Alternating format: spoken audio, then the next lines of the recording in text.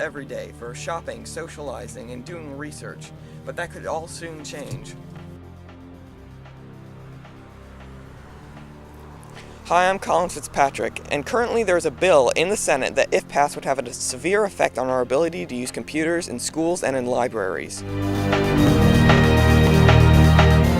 DOPA, if passed, would ban any website that is offered by a commercial entity, permits registered users to create an online profile that includes detailed personal information, permits registered users to create an online journal and share such a journal with other users, elicit highly personalized information from other users, and enable communication among users.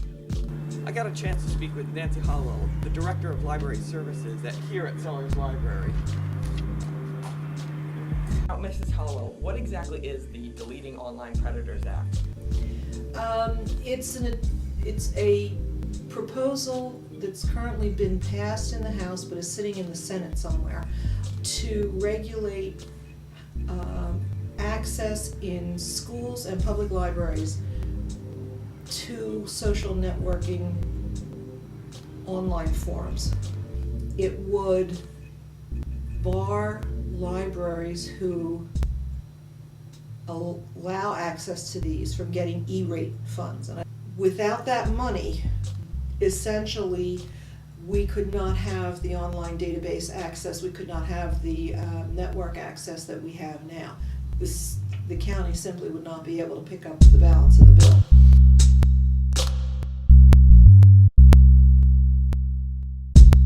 Most schools already have blocking software to protect children from explicit content due to the Children Internet Protection Act. SEPA outlaws content. DOPA regulates access to formats and forums, and that's a substantial difference. This legislation, if passed, would ban websites like MySpace, Facebook, Zanga, Blogger, YouTube, AIM, Hotmail, Yahoo, MSN, Amazon, eBay, even research websites like the New York Times, CNN, The Post, Wikipedia, and Google. People who support the bill say that it protects children and while in public places where their parents can't be. Opponents of the bill say that this limits free speech and that libraries should be places to educate children about safety. The sponsor of this bill is Mike Fitzpatrick of the 8th Pennsylvania District.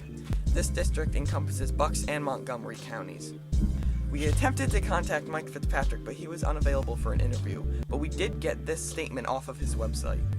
Today I will speak on the rapid increase in popularity of internet social networking sites and their use by child predators to hunt and harass our children at home, in schools, and in our libraries.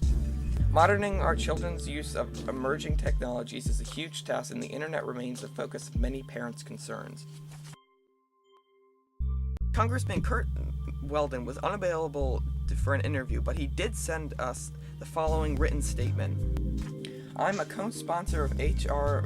5319 because I believe Congress can play a vital role in aiding parents and providing resources for them to help protect their children from online predators. For instance, the Act requires that schools and libraries monitor children's online. One of the goals of education is to prepare students for the real world. Blogs, not necessarily MySpace, but its successors, they will be how those students interact in a business setting, how they interact, and I know from my own family how they interact in a college setting. The student who does not know how to use those to their fullest extent starts out 2 steps behind everybody else. The student who can afford home access is going to go home and do at home whatever they want to do. I don't know that there's statistics one way or the other. My guess is that more predators approach kids at their home. They can only get on an hour a day here. How much damage can occur? And a lot of damage can occur, but we have limits as opposed to the kid who's home by himself, and I know kids do this, 4 and 5 and 6 and 7 hours a day online. Imposes a burden, not protection, on students who don't have home access, and they are, generally speaking, students of lower socioeconomic means. So you're putting a disproportionate burden of discrimination on a whole class of people.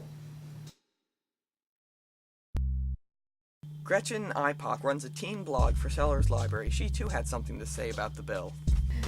So we have a teen blog here at the public library, which has been up and running for about 2.5 years, and I'm the facilitator of this blog, but there are other teen participants who are allowed to post, and it is open for comments as well. And what would happen under this legislation is this really great tool that we've developed for telling kids about what's going on here at the library, about new books, about multimedia and literary, contests and other interesting things that are available online that are educational but also recreational.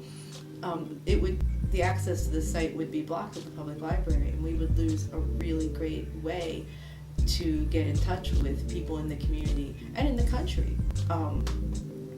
without this blog, without people having access to it. Tonight we're having an author visit, and he's coming for free, and it all started because I wrote on my blog that I liked the title of his book. The bill was passed in the House in July and is currently in the Senate. So write to your local senator and tell them what you think about it.